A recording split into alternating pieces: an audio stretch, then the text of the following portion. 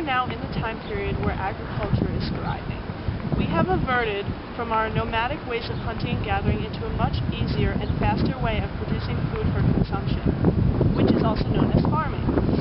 All food is fresh with no artificial preservatives or additives that are harmful to your body. There are no factories or any other type of industry that contributes to the mass production of crops. Rather, we use the more natural approach, such as irrigation systems. Many countries benefited from agriculture, such as the British Agricultural Revolution, which occurred between the 17th and the 19th centuries. And believe it or not, this actually inspired the Industrial Revolution, which led to factories down. For the summer corn salad, these are the ingredients that you will need. You will need 6 ears of corn husked and cleaned, 3 large tomatoes diced, 1 large onion diced, a 1/4 cup of chopped fresh basil, a 1/4 cup of olive oil, 2 tablespoons of white vinegar, and salt and pepper to taste. Thanks to agriculture, utilizing the food produced by nature gives us a wide variety of different healthy recipes that we can choose from. They say that the more colorful your plate looks, the healthier your meal is. These meals that consist of fruits, vegetables, and herbs that are grown not only look good but taste even better. Not only that, but you feel better as well, and a diet that has mostly foods that are naturally produced gives you more energy, boosts your immune system, and motivates you to be more productive throughout your day. Creative salads such as the summer corn salad are only a small part of what nature has to offer. According to Joel Spring, author of the American School of Global Context, it was thought that nutritional foods would stimulate improved efforts in the workplace, increased and more effective studying by students, protection from sickness, and quicker recoveries of hospitalized patients. One of the goals of the processed foods movement was to Americanize the immigrant diet. Prepackaged and processed foods became the American standard. All students were educated about the new American diet and were taught about new processes of food preparation. Also, according to Spring, this new diet was thought to improve the lives of people of lower socioeconomic status by providing wholesome, pre-made meals. Spring also says that cafeterias adopted new lunch programs in order to promote sanitary and nutritious foods for students nationwide. The goal was to unite students of different backgrounds under a general American diet. Spring says that in 1897, Campbell's was introduced, and canned foods then became a staple of the American diet, along with prepackaged foods of all kinds, from crackers, meat, pasta, and soup. Americanization of the diet was to remove diversity from American culture.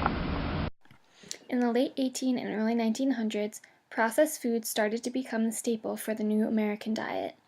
Publications were created to help educate the public about the new foods that were being created, new ways to prepare food, and the importance of the nutrition and convenience of newly packaged foods. Some of these publications included 15-cent Dinners for Working Men's Families, written by Juliet Corson, the Boston Cooking School Cookbook, published in 1896 and written by Fanny Farmer, and an article entitled Housekeeping in the 20th Century by Ellen Richards. These are only a few examples of the ways in which Americans were educated about how processed foods could aid in making their lives more nutritious, easier, and of better quality. Why were processed foods so important? It was thought that nutritional foods would stimulate improved efforts in the workplace, increased and more effective studying by students, protection from illness, and quicker recoveries of people in the hospital. By prepackaging foods and processing them, it was thought that they were going to be nutritionally complete and would contain all the things that people would need to be healthy, and additionally, it was thought that they would be convenient. One of the main goals of the processed foods movement was to Americanize the immigrant diet. Prepackaged and processed foods became the American standard. It was the hope that the Americanization of the diet through prepackaged and processed foods would lead to increased unity and decreased diversity among all Americans. How did the processed food movement affect education? In schools, students were beginning to be educated about the new American diet of processed and prepackaged foods, and they were taught the new processes of food preparation and why they were important. Cafeterias adopted new lunch programs in schools in order to promote sanitary and nutritious food for students all over the country. The goal was to unite students and the general population of all different backgrounds under the new general American diet. And this new diet was thought to improve the lives of all people and provide equal access to wholesome and nutritious foods that were convenient and easy to prepare. One of the most well-known brands of processed food is Campbell's, and this was introduced in 1897. As a result, canned foods then became a staple of the American diet as they provided a number of different nutrients in one product. Following canned goods, all different kinds of foods were being introduced, including crackers, meats, baking mixes, and more.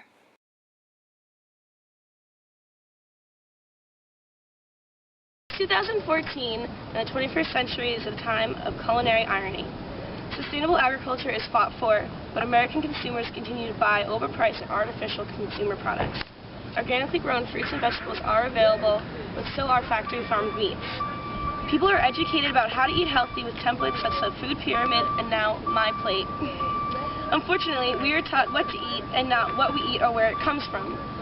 Home-cooked meals still exist, but more often than ever, people eat out at restaurants and fast food establishments. There's a very large gap between the availability of nutritional food and the more affordable processed food with little nutritional value, but plenty of monosodium seasoning. Our way of eating will continue to alter, and who knows what our progress will lead to next.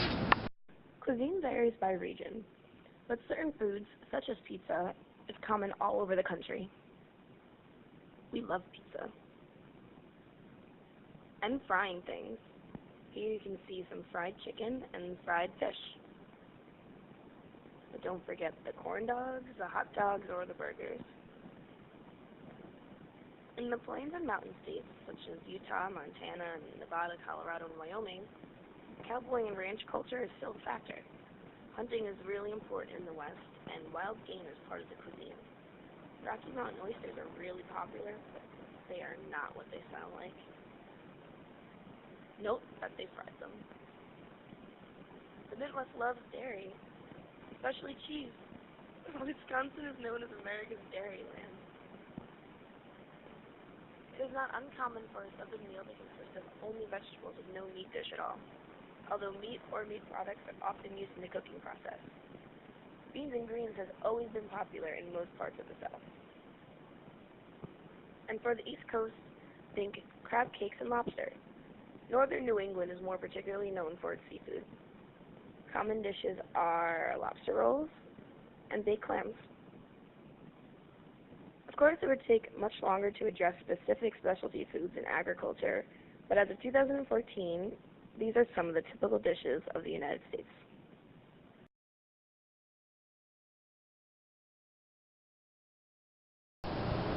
The year is now 2137, and we've reverted back to growing almost everything that we consume. We depend on the things that we grow for everything, because nature can provide us with almost all of the things that we need. We learn this here at a very young age, that nature is essential, and we need to respect it in order to live a healthy life. This is where we grow a large amount of the food ourselves. Since we don't depend on meat or anything else for our main sources of protein or nutrients, all of our nutrition comes from the things that we grow. Not only that, but we make sure that nothing goes to waste, as we collect rainwater and depend a lot on composting. Not only do we grow our own food, but we also grow our own clothes. An example of this is what I'm wearing now, what we call the flimsy, which is we're going to put it in the compost later, and it'll decompose and become part of the earth again, because you can't really throw anything away. The world is round. Here in the year 2137, we believe in having good food, enough food, and healthy food. We make sure everyone is fed equally, that no one goes hungry, and that we are all properly nourished. An example of a meal that possesses these qualities that we are all so fond of in this time is a popular salad that we make frequently. To prepare this salad, one requires 3 large handfuls of fresh spinach, 3 large handfuls of crushed kale, mixed together with 1 large handful of scallions finely chopped. These mixed greens are then dressed with a mixture of vinegar as well as oils of various nuts. The salad is usually paired with a thick and earthy soup. with ingredients such as 2 cups of marrow beans, 2 cups of carrots, and 1 large handful of chopped cabbage. This typical meal is enjoyed by many and is an example of not only good food in the mouth, but also in the stomach. Hi, this is the year 2137 in New York City. We have no need for a kitchen in my building because we get all of our food delivered. Big corporate factory farms mine the food for us. We subscribe and get it delivered every week. Once done with our meals, we put the remains in this box and they disappear. I don't know where it goes, but I don't need to. It is a service all middle flat plexes have.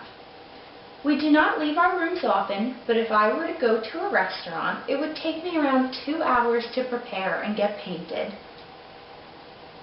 I will now show you a meal from my time. This is a food packet. All I have to do is open it and my meal is ready.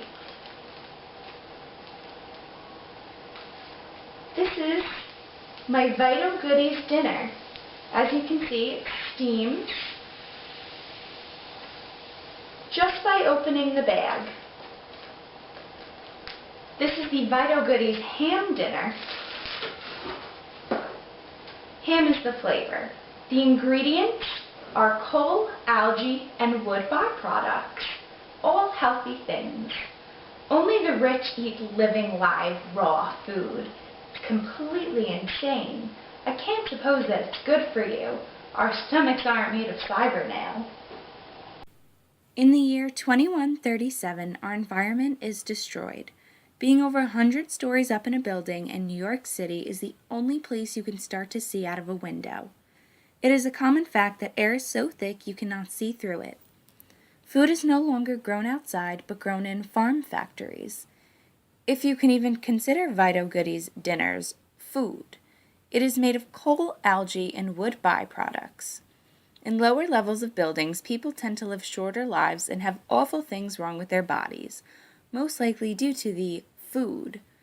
On the higher floors of buildings, the rich eat live food and tend to live into their 200s. Food waste and garbage is put in a box and disappears, and no one knows where their waste actually ends up. We also have no schooling in this time period and would rather spend time in a virtual world or glamming ourselves up. If this were to be our future, life would be the opposite of free.